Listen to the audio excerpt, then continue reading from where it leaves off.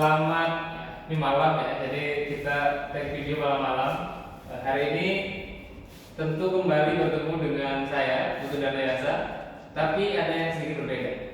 Kalau sebelum-sebelumnya saya selalu dengan partner penyuluh, tapi penyuluh Katolik. Ya, ini penguatan adu ilmu ini. Adu ilmu keluar. Nah hari ini kita penguatan ke dalam dulu, ya, penguatan ke dalam dulu. Dan hari ini saya di studio baru ini kita menghadirkan dua anak muda. Ya. Satu seorang wanita, ya. Satu lagi Astokar pria. Astokar pria. Ya. Satunya masih mahasiswa. Ya. Yang satu lagi lulusan dari salah satu perguruan tinggi keagamaan Hindu. Ya. Yang perempuan ini kita perkenalan dulu. Ini dengan siapa? Jangan saya sedikit mulai supaya saya. Oh iya. Halo, Om Swastiastu. Perkenalkan nama saya Hana Natalia. Untuk saat ini saya merupakan mahasiswa aktif di semester 7 pada program studi penyuluhan pertanian Fakultas Pertanian Universitas Haloleo. Haloleo. Iya. Oke, saya panggilnya Natalia. Natalia. Natalia. Oke. Natalia. Nah, sebagai informasi juga, Natalia ini selain kuliah juga kan aktif di KMHDI. Iya, benar. PD. Iya, saya di PD KMHDI Sultra itu menjabat sebagai wakil sekretaris. Oh, Wakil ini. sekretaris. Nah, satu dari KMHDI. Oke, satu ini kembaran saya. Boleh perkenalan dulu. Oke, terima kasih Bu atas kesempatannya, ini sangat luar biasa. Dan ya, secara tidak langsung kita memiliki waktu yang cukup panjang untuk bisa dipertemukan. Dia guru dan biasa dan saya kadang-kadang. Sementara kita bisa berjumpa pada podcast ini dan pemirsa banyak dulu. Oke, kita belum ada nama. Oke, kemarin dulu di mana berada, saya Kaidana, alumni dari staf pada Kendari dan hari ini aktivitas di kota Kendari. Oke, kita sih kita. Ya. Nah, ini menarik nih. Pertama, satu dari KMHDI, satu alumni staff. Artinya kedua-duanya ini punya tanggung jawab moral ya, untuk menjaga keberlangsungan keberagaman agama ini secara tidak langsung. Siap. Ya. Ya, makanya hari ini ada pembahasan yang cukup menarik. Teman-teman berdua ini kan pasti melihat perkembangan isu yang beberapa hari kemarin. Jadi sebenarnya ini isu bukan isu yang baru. Jadi ini terkait masalah konversi. Banyak mungkin beberapa umat kita ini berpindah keyakinan. Ya, berpindah keyakinan. Nah ini saya ingin tahu belum anak-anak muda ini. Yang muda saya juga masih. Sebenarnya untuk berbicara ini agak sensitif ya. Nah tapi kita tidak jauh berbicara tentang siapa yang konversi dan lain sebagainya. Kita fokus ke penguatan internal kita saja supaya tidak satu persatu terus menjadi kebiasaan. Tapi secara tidak langsung dulu dengan kita membahas ini, secara tidak langsung kita bertiga ini kita harus menguatkan diri kita, jangan sampai kita bahaya.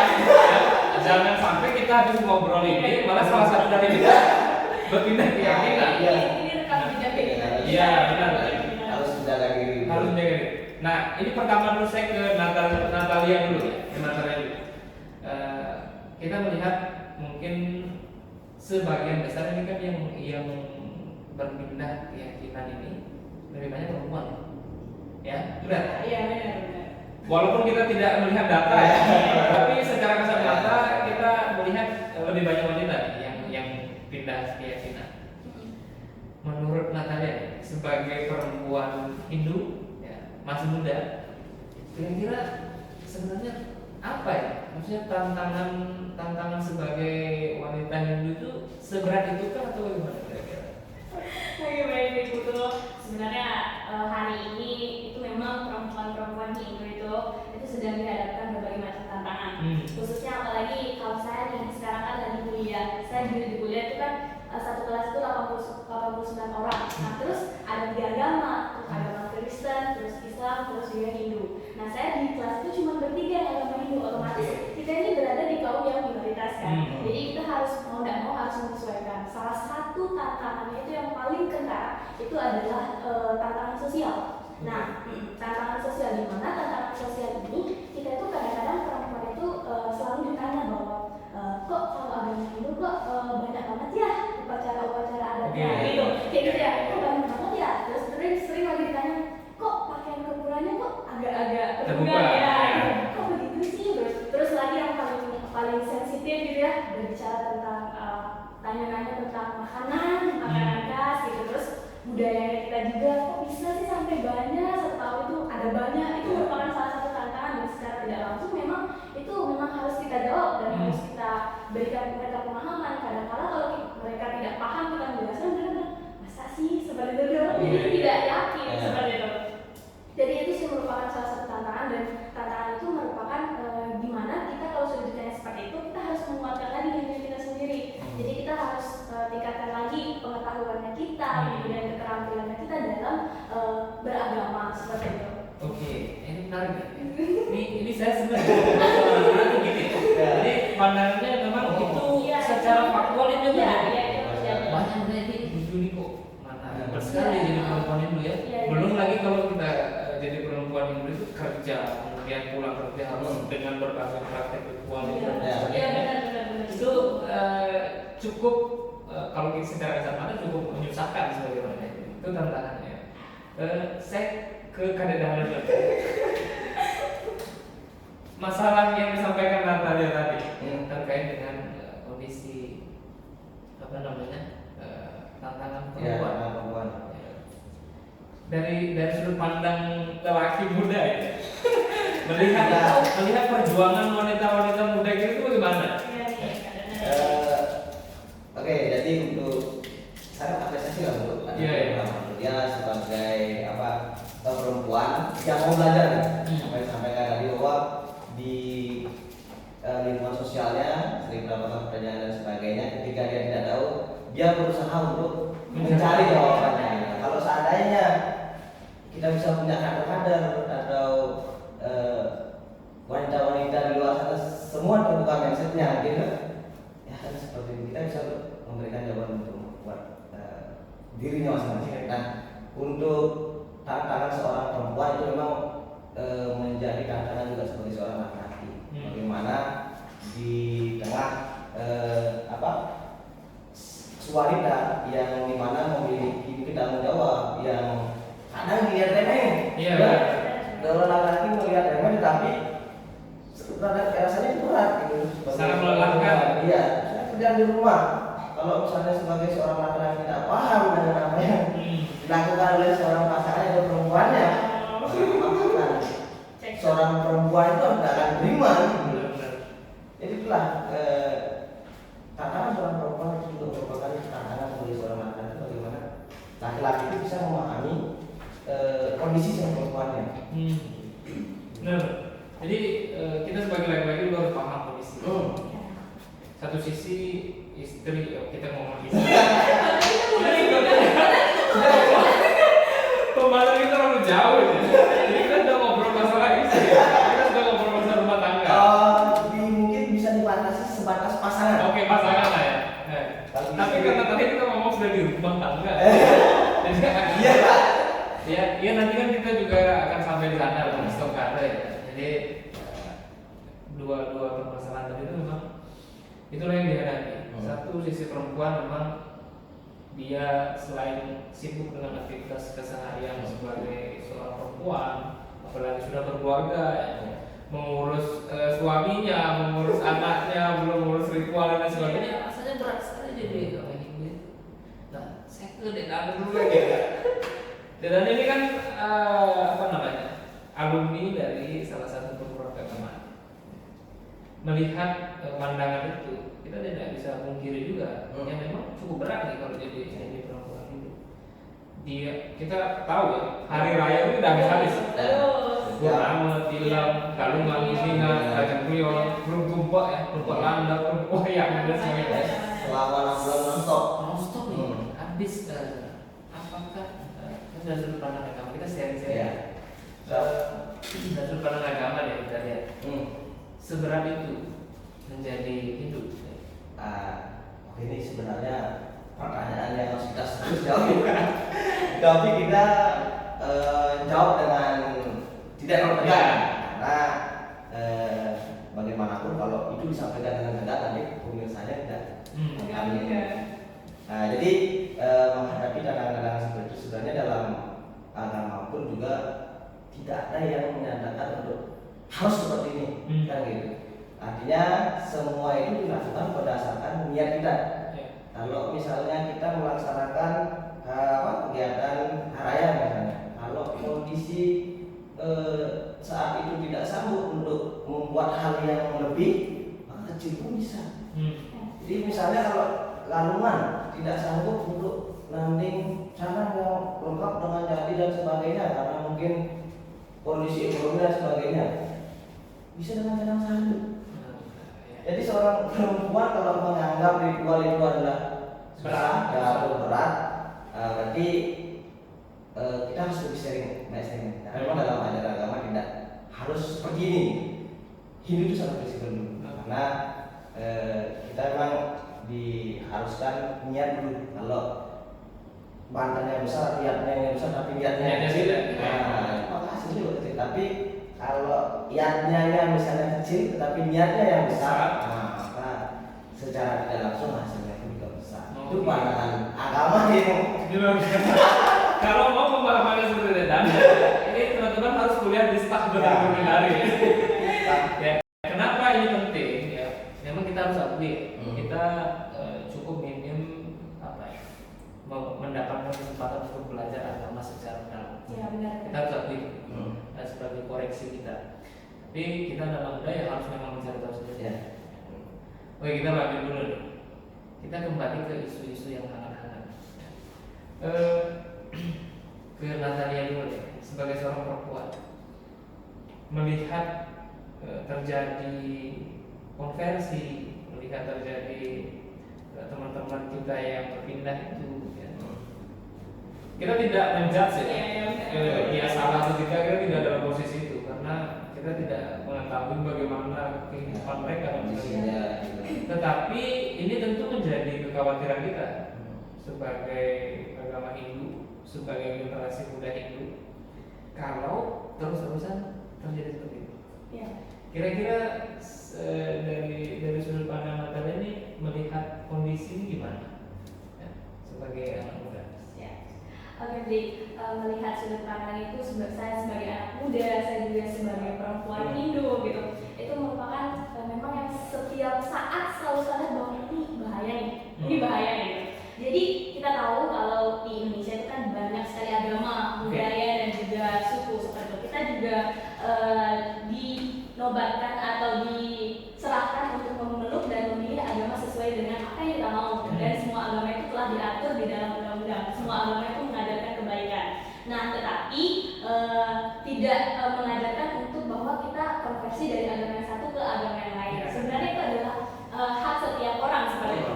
Tapi yang perlu kita perhatikan bahwa ketika kita konversi dari agama Hindu ke agama lain, itu kita harus ingat bahwa kita harus ingat kalau misalnya ketika kita meninggalkan ajaran agama Hindu, kita sama saja meninggalkan ajaran kitab suci Weda. Terus kita juga membenci yang namanya Brahma. Nah, sementara Brahma itu adalah sumber dari segala sumber. Nah, sekarang itu perempuan-perempuan yang konversi itu karena apa? Karena cinta. Ya. Nah, itu karena cinta. Biasanya itu Kalau tidak cinta, kita tidak mungkin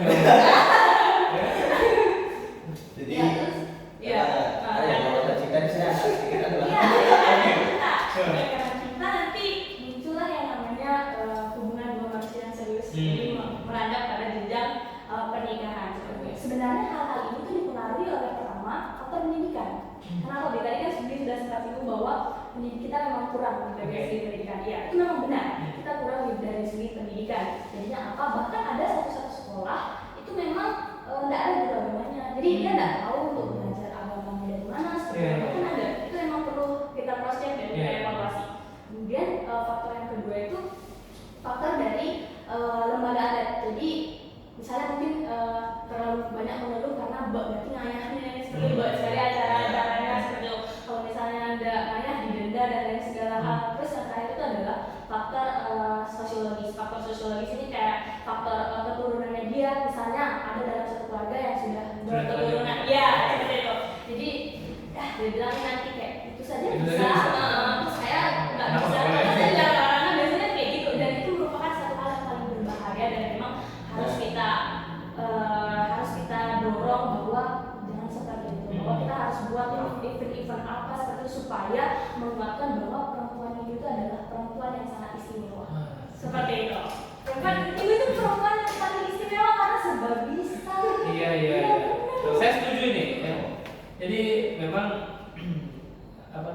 bahkan di ajaran agama kita memang menyampaikan posisi perempuan itu sangat mulia.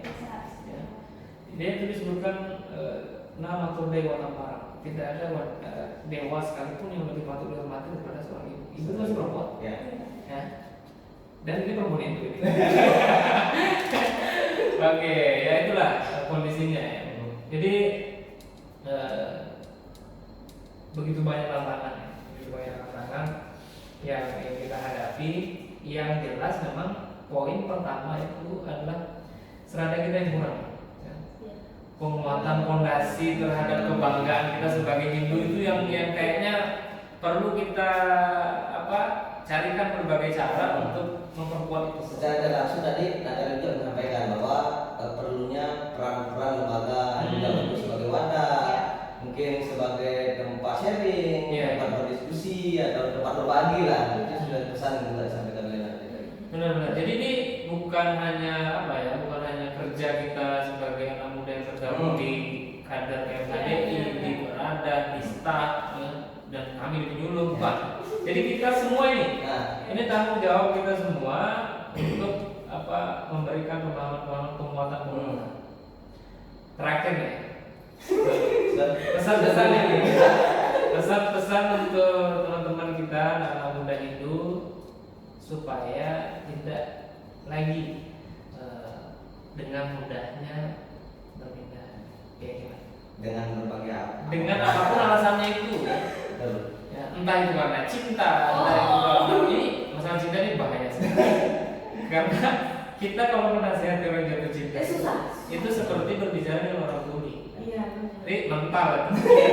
Kalau kata Pak Tommy Mas tadi, yang bilang katanya syukur itu masih masuk dengan kadar keluarga. Iya. Ini kalau sekarang 5 tahun tapi dia mental lagi. Iya itu. Jadi apa kira-kira pesan untuk teman-teman kita lah, saudara-saudara kita? Jadi ini untuk sekedar berbagi ya, bukan berarti kita menasihati karena kita juga belum apa-apa sebenarnya, tapi untuk berbagi kepada teman-teman. Artinya untuk kondisi saat ini malah kita menguatkan strategi waktu kita, sehingga apapun tantangannya di luar, kita bisa menghadapi. Seperti seorang perempuan misalnya kalau merasa kesulitan, maka kita carikan solusinya seperti apa.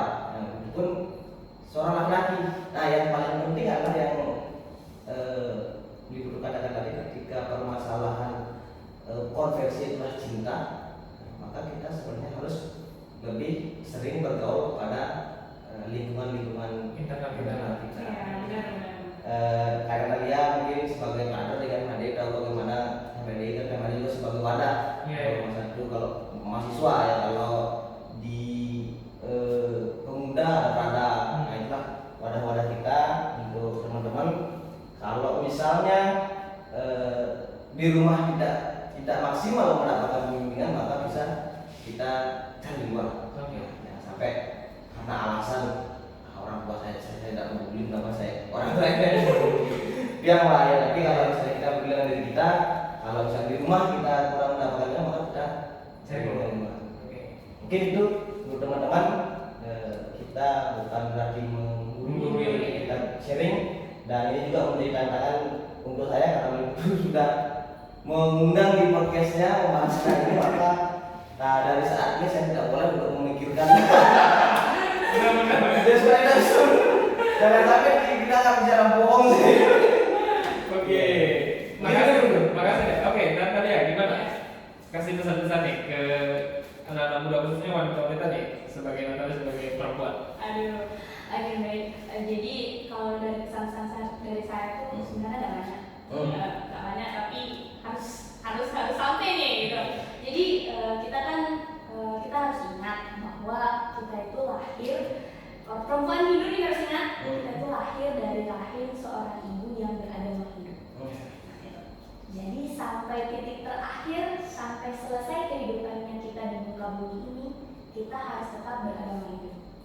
Perempuan Hindu kalau ke pura pakai pakaiannya ke pura itu cantik sekali. Masa hanya karena sekedar sekedar hubungan cinta seperti itu kita mau meninggalkan yang namanya keyakinan kita sendiri. Nah itu. Jadi itu yang paling dekat, bahwa kita harus ingat sama dirinya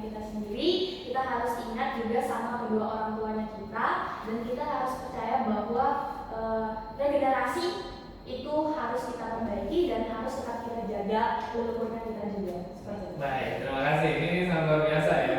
Kita harus memberi aplaus yang sangat luar biasa ke kedua anak muda ini, ya. Jadi ini dalam sekali pesannya berdua ya. Natalia berbicara bagaimana kita lahir dari rahim ibu beragam hidup. Iya. Apa tidak kurang ajar kita ini? Kita mau macam-macam. Ya, artinya perjuangan ibu kita mempertaruhkan nyawa, kita harus perjuangkan juga sampai kita di penghujung kehidupan kita. Iya. Baik, pemirsa sekalian, dimanapun berada, khususnya generasi muda, hari ini kita tidak dalam posisi menggurui. Ya, betul. Jadi kita hanya berbagi, sharing bagaimana pandangan kita anak muda menyikapi fenomena-fenomena yang terjadi secara faktual yang memang itu terjadi. Ya, entah yang kemarin ramai itu kan urusan belakang. Ya. Yang ramai itu karena mungkin ya dalam posisi sebagai seorang jabat dan sebagainya jadi viral. Ya. Nah, di bawah itu sebenarnya sudah terjadi sekian banyak. Nah, itulah PR kita bersama. Kuncinya adalah kita kolaborasi. Iya. Ya, penyuluh, KMHDI, perada, staf, ya, pembimbing dan sebagainya, kita harus saling rangkul melakukan pembinaan, penguatan, sehingga pertanyaan-pertanyaan yang tadi itu, ketika kita ditanya, kita bisa menjawab. Iya. Ya, kita bukannya ketika orang bertanya, kita langsung ragu. Oh iya ya gitu. Jadi itu ya, sangat luar biasa hari ini. Sekali lagi terima kasih kepada seluruh narasumber. Saya anak muda luar biasa, Kadek Nana dan Natalia. Ya. Jadi dua anak muda yang memiliki pemikiran yang sangat luar biasa. Terima kasih, kita akan kembali lagi di pembahasan menarik lainnya. Kita tutup dengan Parana Santi. Om Santi. Santi. Om.